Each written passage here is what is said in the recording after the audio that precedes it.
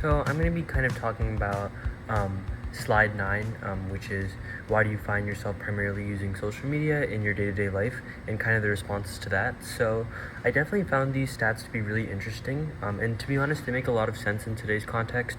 The fact that 27.3% of people use social media primarily to, escape and take their mind off things feels reflective of how much kind of like pressure and stress people are under, especially teenagers.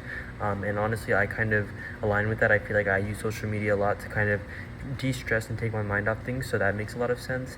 And then that 26.3% used to entertain themselves is not really a surprise either to me, because apps like TikTok, YouTube, they kind of help to entertain myself when I'm not even just stressed, but in general, if I want to watch an entertaining video. There's a bunch of funny videos, memes, stuff like that on different social media platforms, so that makes a lot of sense.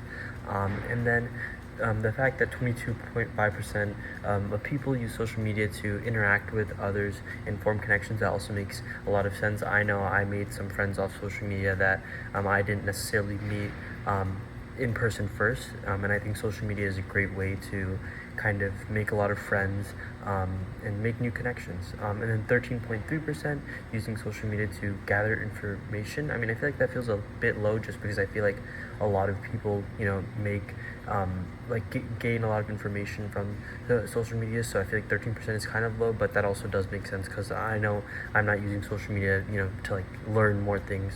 Like, I'd probably use a research article rather than social media for that. But yeah, so those are kind of some of my thoughts.